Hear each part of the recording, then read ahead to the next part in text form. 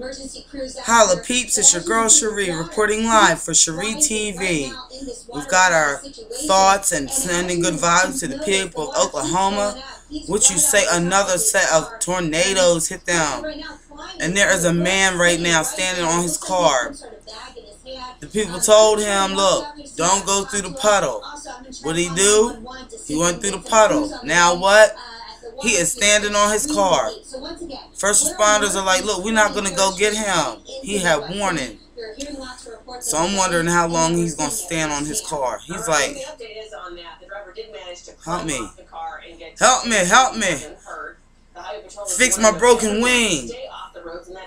They said stay off the roads in that area.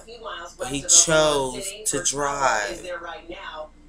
Light is out. I know that people are starting to get out and see some of the damage. What are you hearing, George? Well, you know, with light of day, we are definitely seeing the damage caused by these tornadoes. I want to step out of the way and show you this home in particular. This is one of the few homes standing on this street. David, we could pan down the way and show, you know, exactly what happened to the other homes. I mean, you see those piles. Look at that. I count at least 3 or 4 homes that once stood. They're no longer there.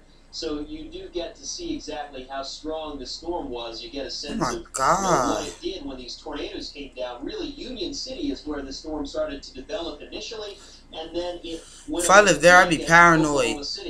And now like every time a storm cloud showed up into these different communities, into these areas, to see what was left over. To see this family here. Earlier we talked to Chris Merritt about what happened to his mother and father's home here. They're here now, and, you know, they want a little privacy, obviously. They've been very gracious to let us be here to shoot video at the home and even to speak with Chris, but right now, you know, I'm sure it's hard for them to come back and see what's left over of their home. We're, of course, respecting that, giving them some privacy to look and pick through and try to start over, but, you know, it's really the same story that we've seen all over here, Natasha. You see it here in Union City. You see it happening all over in Moore, which was hit a good 2 weeks ago. You see it happening in Shawnee. This is an area that has been traumatized by these storms, and now a lot of people, find themselves forced to start over. Yeah, definitely. Oklahoma has just really been hit hard. It really has. George Howell in Union City, Oklahoma, thanks so much. Of course, thank you.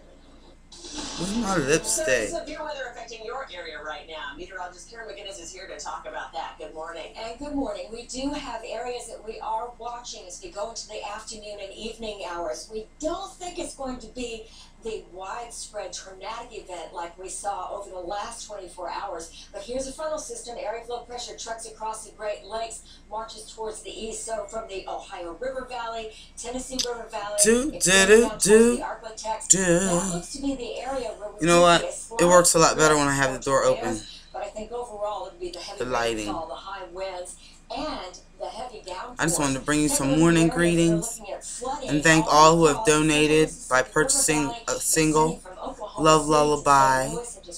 You're donating toward the tornado victims, and at the same time, you get a lovely love song written by your happy host. Holla. Whoa, look at her cans.